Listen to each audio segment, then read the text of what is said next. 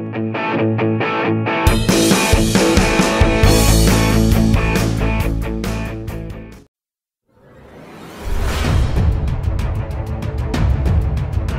mulai menyadari bahwa mereka menghadapi persoalan serius bersama pembalap andalan mereka, Fabio Quartararo.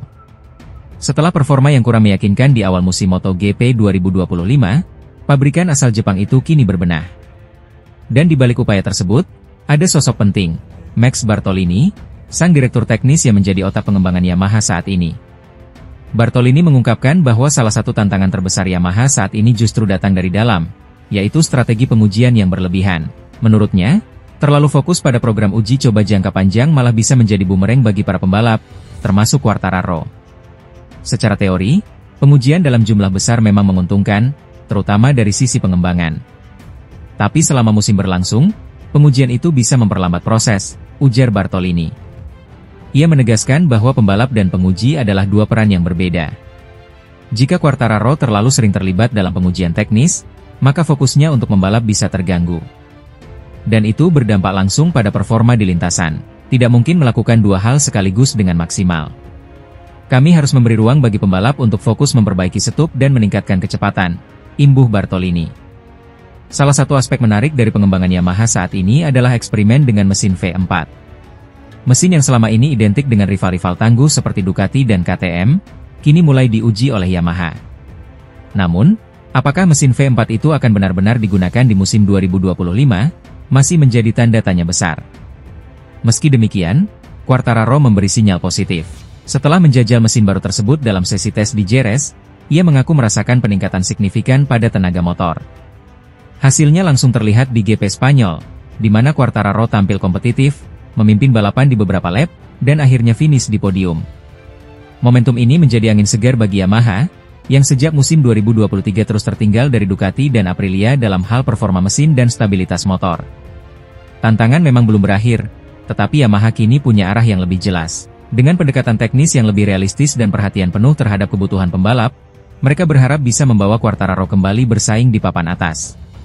MotoGP 2025 masih panjang, dan jika Yamaha mampu menjaga konsistensi pengembangan, bukan tidak mungkin Quartararo akan kembali merebut tempatnya di jajaran elit, bukan sebagai penguji, tapi sebagai juara. Marc Marquez kembali menjadi sorotan di MotoGP Spanyol 2025. Alih-alih melanjutkan momentum setelah meraih kemenangan di sprint race, sang juara dunia 8 kali justru gagal memetik hasil di balapan utama. Marquez terjatuh pada fase awal lomba, saat tengah bersaing ketat dengan Fabio Quartararo dan Francesco Bagnaia. Insiden ini membuatnya gagal meraih poin dan kini tertinggal satu angka dari sang adik, Alex Marquez, di klasemen sementara. Gaya balap Marc di Jerez dikritik sejumlah analis. Michael Laverty dari Tente Sports menyebut Marquez tampil lebih sembrono dari biasanya. Menurutnya, Marc kehilangan ketenangan saat berduel, dan kembali menunjukkan gaya lamanya yang terlalu agresif. Dia mengambil risiko berlebihan, terutama di tikungan 6. Motornya terlihat tidak stabil, dan keputusannya terlalu dipaksakan, ujar Laverty. Tikungan 7 dan 8 sejatinya menjadi kekuatan Marquez, tetapi kecepatan masuk yang terlalu tinggi membuat ban depan tidak mampu menahan tekanan. Laverty menilai, Marquez tidak perlu memaksakan diri terlalu cepat di awal lomba. Ini kali kedua Marc membuat kesalahan tak perlu. Sebelumnya ia jatuh di Texas, dan kini di Jerez. Padahal kedua sirkuit ini seharusnya jadi kekuatannya, tambah Laverty. Di sisi lain, Alex Marquez tampil lebih tenang dan konsisten. Hasilnya, ia berhasil menyelesaikan balapan dengan raihan poin penting yang membawanya unggul tipis dari sang kakak. Analis lainnya, Sylvain Guintoli, turut menyayangkan insiden Marc di Jerez.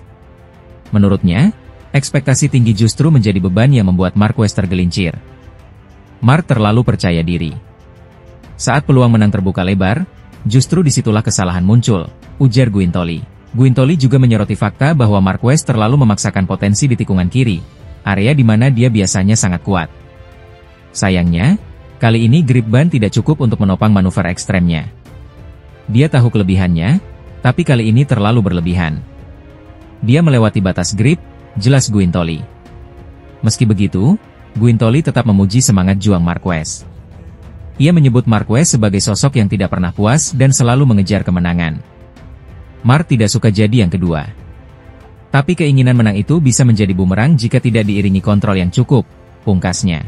Jelang MotoGP Prancis di Le Mans, tekanan kembali mengarah ke Marc Marquez. Mampukah ia bangkit dan kembali membuktikan diri sebagai penantang gelar utama? Francesco Bagnaia belum benar-benar memulai musim MotoGP 2025 seperti yang ia harapkan. Namun, harapan untuk merebut gelar juara dunia masih terbuka lebar bagi pembalap andalan tim pabrikan Ducati tersebut. Hingga 5 putaran berjalan, Bagnaia tertinggal 20 poin dari pemuncak klasemen sementara, Alex Marquez. Ia juga terpaut 19 poin dari rekan setimnya sendiri, Marc Marquez. Meski belum optimal dalam menguasai motor GP 25 tahun ini, Bagnaia masih menjadi salah satu penantang serius di lintasan. 2 kesalahan besar yang dilakukan Marc Marquez, terjatuh di Texas dan kembali kecelakaan di Jerez minggu lalu, memberi angin segar bagi Bagnaia dan pembalap lainnya. Situasi ini membuka peluang baru untuk menantang dominasi Marquez bersaudara dalam perburuan gelar juara dunia. Sejumlah pengamat menyebut bahwa saat ini Bagnaia harus mulai menyerang dan tidak boleh menyia-nyiakan momentum. Apalagi, ia baru saja menyelesaikan sesi tes penting di sirkuit Jerez awal pekan ini, yang bisa menjadi kunci untuk mengembalikan performanya. Bagnaia sendiri mengakui ada yang kurang dalam hal kestabilan saat memasuki tikungan. Dalam sesi tes, ia tidak bisa mencoba banyak perubahan setup karena kendala cuaca. Namun ia memanfaatkan kesempatan untuk menguji kembali komponen lama yang sebelumnya sempat dibuang setelah tes pramusim, komponen yang ternyata masih digunakan oleh Marc Marquez. Meski belum membeberkan secara rinci bagian mana yang akan ia pakai, Bagnaia memastikan bahwa hasil dari tes di Jerez akan ia bawa ke putaran selanjutnya di Le Mans, Prancis. Ia berharap penyesuaian tersebut mampu memberikan keuntungan di tengah padatnya persaingan papan atas. Dengan babak Eropa musim ini yang kini sudah berjalan penuh, Bagnaia berharap bisa kembali menemukan sirkuit dan kondisi lintasan yang sesuai dengan gaya balapnya. Targetnya tentu jelas, mengalahkan Alex dan Marc Marquez, dan kembali meramaikan persaingan menuju gelar juara dunia MotoGP 2025. Musim memang belum berjalan mulus, namun Francesco Bagnaia tetap menjadi ancaman nyata di klasemen. Dengan modal podium di GP Spanyol dan optimisme dari hasil tes Jerez, Pecco siap kembali bersaing di barisan depan. Persaingan di klasemen MotoGP 2025 makin panas setelah Alex Marquez secara mengejutkan memimpin perolehan poin usai kemenangan fenomenal di MotoGP Spanyol. Namun, di balik capaian gemilang itu, Alex justru merendah dan menyatakan bahwa dirinya masih belum selevel dengan sang kakak, Marc Marquez. Saat ini, Alex Marquez berada di puncak klasemen sementara dengan total 140 poin, unggul tipis 1 angka dari Marc Marquez yang berada di posisi kedua. Performa solid Alex bersama tim satelit Gresini Ducati membuat banyak pihak mulai membicarakan kemungkinan duel perebutan gelar dunia antara dua bersaudara ini. Namun, Alex menanggapi kemungkinan tersebut dengan sangat rendah hati. Dalam sebuah wawancara, ia mengatakan bahwa dirinya masih belum merasa cukup pantas untuk disebut setara dengan sang kakak yang telah meraih 8 gelar juara dunia. Bagi saya, ini adalah sebuah anekdot. Kami memang bersaing di klasemen, dan Marc, saudara saya, hanya terpaut 1 poin. Tapi saya pikir dia masih 1 langkah di depan, ujar Alex. Alex juga menambahkan bahwa sejauh ini, Marc masih menjadi penentu kecepatan dan dinamika kejuaraan. Ia mengakui bahwa untuk benar-benar bisa bersaing dalam perebutan gelar, ia harus terlebih dahulu mencapai level membalap seperti kakaknya. Kalau saya sudah berada di level yang sama dengan dia, maka saya bisa bertarung dengannya. Tapi saat ini, saya masih belum sampai di titik itu, lanjutnya.